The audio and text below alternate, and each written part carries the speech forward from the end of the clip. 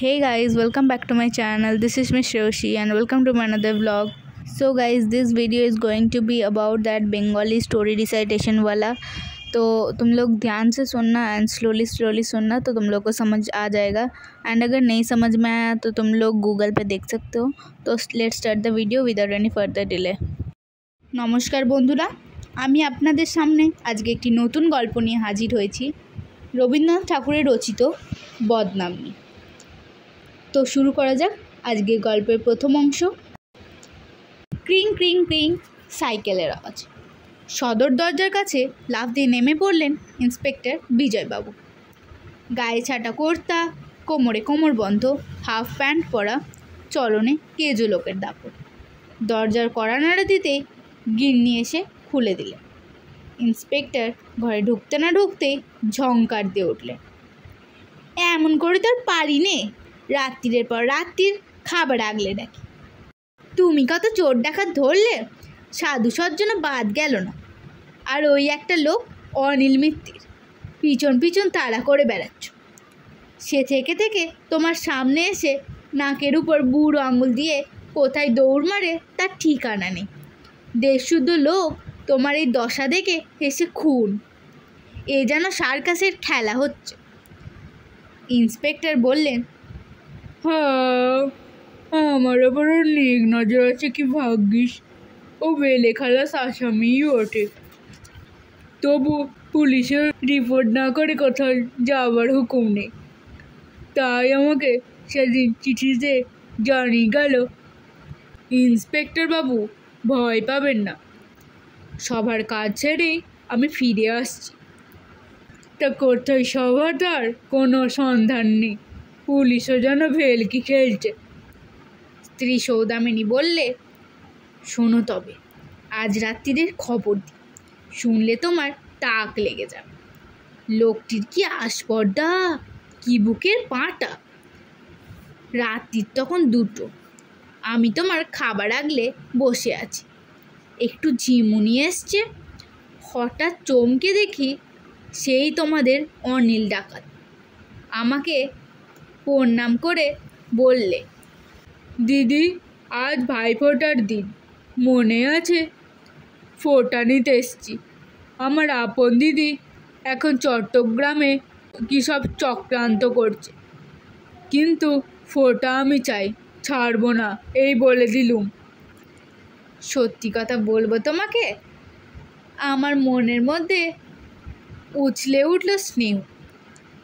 মনে হলো এক রাত্রির জন্য আমি ভাই পেয়েছি.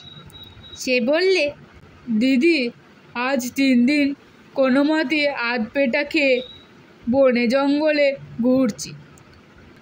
আজ তোমার হাতের ফোঁটা, তোমার হাতের অন্ন নিয়ে আবার আমি উধাও হব. তোমার জন্য যে ভাত বাড়া ছিল, তাই আমি তাকে আদর করে খাওয়ালাম. বললুম, এই বেলা তুমি পালাও, তার আসবার সময় হয়েছে. লোকটা বলল, কোনো ভয় নেই, তিনি আমার সন্ধানে চিতল বেড়ে গেছে. ফিরে আসতে অন্তত 3টে বাজবে. আমি রয়ে বসে তোমার পায়ের ধুলো নিয়ে যেতে পারবো. বলে সে তোমারই জন্য সাজা পান টপ করে মুখে নিলে তুলে. তারপরে বললে কি না, ইন্সপেক্টর বাবু হাবানা চুরুট খেয়ে থাকেন, তারই একটা আমাকে দাও. আমি খেতে খেতে যাব যেখানে আমার সব দলবলের লোক আছে. তারা সভা করবে. তোমার ওই ডাকাত অনায়াসে নির্ভয়ে সেই জায়গাটার নাম আমাকে বলে দিলে. ইন্সপেক্টর বললেন, হ্যাঁ, নামটা শুনতে পারি কি? চোদু বললেন, তুমি আমার প্রশ্ন আমাকে জিজ্ঞেস করতে পারলে? এর থেকে প্রমাণ হয় তোমার ডাকাত আমাকে চিনেছিল, কিন্তু তুমি আমাকে আজও চেনোনি. যাই হোক, আমি তাকে তোমার বহু শখের একটা হাবানা চুরুট দিয়েছি. সে জ্বালিয়ে দিব্য সুখমনে পায়ের ধুলো নিয়ে চুরুট ফুঁকতে ফুঁকতে চলে গেল. বিজয় বসেছিল. লাফ দিয়ে উঠে বললেন, হ্যাঁ, বলো বলো, সে কোন দিকে গেল? কোথায় চলে সভা? সধু উঠে ঘাড় বেঁকিয়ে বললে, কি এমন কথা তোমার মুখে দিয়ে বের হলো? আমি তোমার স্ত্রী হয়েছি, তাই বলে কি পুলিশের চোরের কাজ করব? তোমার ঘরে এসে আমি যদি ধর্ম খুইয়ে বসি, তবে তুমিই বা আমাকে বিশ্বাস করবে কি করে? ইন্সপেক্টর চিনতেন তার স্ত্রীকে ভালো করে। খুব শক্ত মেয়ে, এর জেদ কিছুতেই নির্মম হবে না।